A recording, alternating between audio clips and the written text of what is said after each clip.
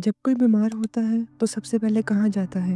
एक हॉस्पिटल, एक डॉक्टर के पास, जो उसके लिए एक मसीहा होता है, जो उसे उस दर्द से निजात दिला सकता है। लेकिन क्या हो अगर यही मसीहा एक सीरियल किलर हो, जो ना कि 1, 10, 100 बल्कि 500 से ज्यादा अपने पेशेंट्स को मार चुका हो। ये कहानी भी एक ऐसे डॉक्टर की है जो ना सिर्फ आम पेशेंट्स को बल्कि अपने बहुत करीबी पेशेंट्स को मार देता था और किसी को शक तक नहीं होता था, और शायद होता भी ना अगर वो एक छोटी सी गलती ना करता। आज की कहानी है डॉक्टर हैरोल्ड शिपमैन की, जिसने मेडिसिन की पढ़ाई कंप्लीट करने के बाद एक क्लिनिक खोला। इसलिए नहीं कि वो लोगों की जान बचा सके, बल्कि इसलिए ताकि वो लोगों की जान ले सके। एक छोटे से शहर हाइड में वो पूरे 23 साल तक सबकी नाक के नीचे सीरियल किलिंग करता रहा और किसी को शक तक नहीं हुआ। शायद कभी वो पकड़ा भी ना जाता अगर कंप्यूटर में एक छोटी सी गलती ना करता। आखिर उसने ये सब किया क्यों, और क्यों बेदर्दी से मासूम लोगों को मारता रहा? आइए जानते हैं।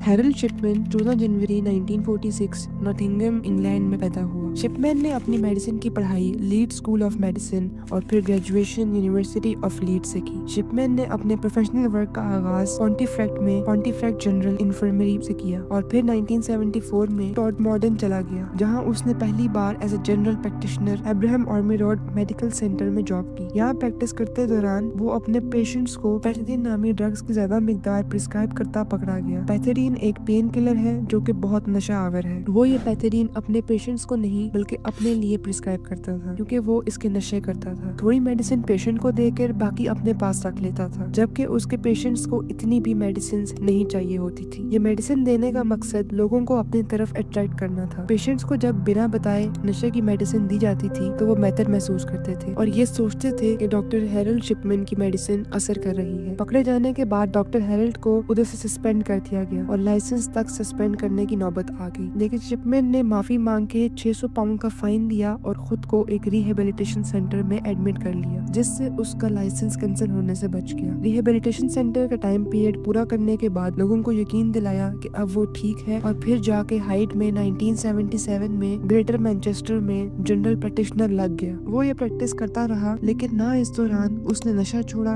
और ना ही बूढ़े पेशेंट्स का कत्ल। डॉक्टर हैरोल्ड अक्सर बूढ़े, लाचार और अकेले पेशेंट्स का कत्ल करता था। वो उनसे प्यार से मिलता था, इधर उधर की बातें करता था, हाल चाल पूछना, ये सब करके उनका ट्रस्ट जीतता था। इस हद तक उनके करीब हो जाता था कि उनके घर तक आना जाना होता था। उनसे बातों बातों में सारी इंफॉर्मेशन निकलवा लेता था, जैसे उठने जागने का टाइम, फैमिली में कितने लोग हैं, दोस्तों के बारे में, यहाँ तक के प्रॉपर्टी के बारे में भी। और इसी के बाद वो उन्हें ड्रग की ओवरडोज देकर मार देता था। अपनी प्रैक्टिस कंटिन्यू करते हुए ये सीरियल किलिंग की तादाद 1993 में काफी हद तक बढ़ गई, जब डॉक्टर शिपमैन ने हाइड में अपना क्लिनिक शुरू किया। कई सालों तक ये मामला ऐसे ही चलता रहा। आखिरकार 1998 में डॉक्टर लिंडा रेनॉल्ड को डॉक्टर शिपमैन पर शक हुआ। डॉक्टर शिपमैन के क्लिनिक के पास ही एक हॉस्पिटल था, the Brook surgery. Doctor Linda Reynold उस हॉस्पिटल में काम करती थी। डॉक्टर लिंडा को डॉक्टर शिपमैन के क्लिनिक में होने वाली डेथ काउंट पर शक हुआ। डॉक्टर लिंडा के मुताबिक डॉक्टर शिपमैन की एक मामूली से क्लिनिक में 3 महीने में 16 डेथ्स हुई हैं, जबकि उनके ब्रूक सर्जरी जैसे बड़े हॉस्पिटल में सिर्फ 14 पेशेंट्स की मौत हुई है। यहाँ तक के हॉस्पिटल में 3 गुना ज्यादा पेशेंट्स हैं। इस शक को मजीद यकीन तब मिला ये पता चला कि जो 16 पेशेंट डॉक्टर हैरोल्ड के मरे थे, उन 16 के 16 को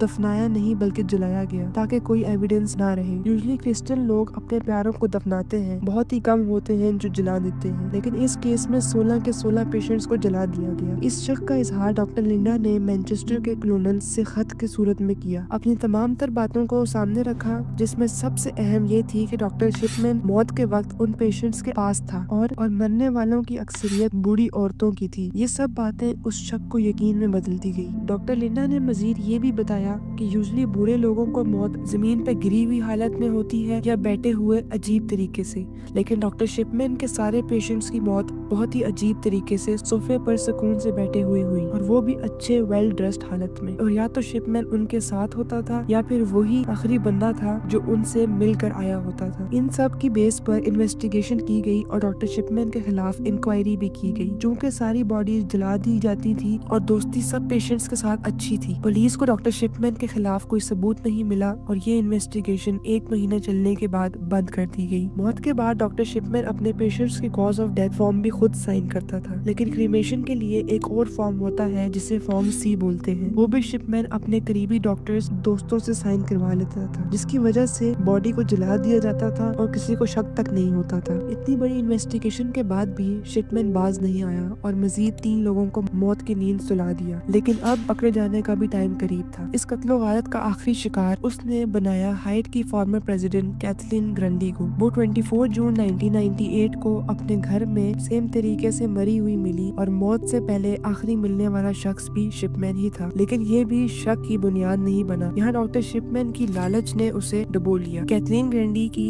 एक बेटी थी, एंजेलिना वुडरफ, जो कि बाय प्रोफेशन लॉयर थी। उसको अपनी माँ के मरने के बाद एक वसीयत मिली जिसमें उनका एक घर डॉक्टर शिपमैन के नाम होना था। हैरत की बात ये भी नहीं थी क्योंकि डॉक्टर शिपमैन उस फैमिली के काफी क्लोज था।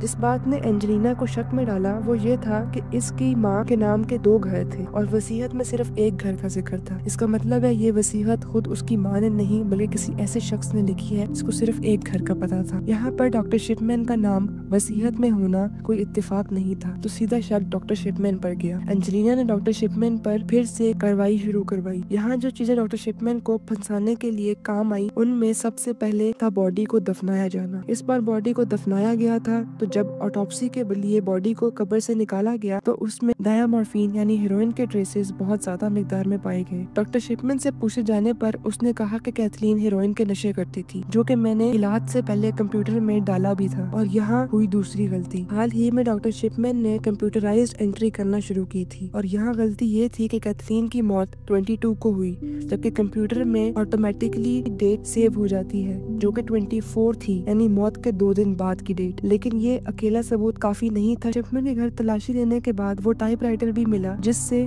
वो वसीयत लिखी गई थी। इसका कंफर्म ऐसे किया गया कि टाइपराइटर में कुछ वर्ड्स खराब थे और वो सेम वही वर्ड्स ग्रंडी की वसीयत में भी मिसप्रिंटेड थे। ये सबूत काफी थे डॉक्टर शिपमैन को पकड़ने के लिए। 7 सितंबर 1998 को शिपमैन को गिरफ्तार कर लिया गया। इस केस को आगे बढ़ाते हुए पुलिस ने शिपमैन के पुराने पेशेंट्स को भी इन्वेस्टिगेट किया और पोस्टमार्टम के बाद यही मालूम हुआ कि उनकी डेथ भी डायमॉर्फिन के हाई डोज से हुई है और डेथ सर्टिफिकेट में सबके मौत की वजह ओल्ड एज लिखी गई। ये केस बहुत डिटेल चला जिसमें शिपमैन के पुराने पेशेंट्स का पोस्टमार्टम, उन लोगों के रिलेटिव्स का इंटरव्यू, सबके डेथ सर्टिफिकेट की इन्वेस्टिगेशन हुई और एट द एंड ये रिपोर्ट सामने आई कि 1975 से 1998 के पीरियड में शिपमैन ने 218 पेशेंट्स का मर्डर किया। लेकिन चूंकि काफी पेशेंट्स की बॉडी को जला दिया गया और काफी पेशेंट्स की इन्वेस्टिगेशन में सबूत नहीं मिले, इस वजह से ये नंबर ज्यादा भी हो सकता है। कोर्ट ने इस घिनौने जुर्म में उसे 15 बार मौत की सजा सुनाई, यानी वो मौत के अलावा जेल से बाहर नहीं आ सकता। 2004 में शिपमैन ने अपने जेल की सीलिंग से बेडशीट बांधकर खुदकुशी कर ली। इसके बाद शिपमैन के एक सेल के साथी ने बयान दिया कि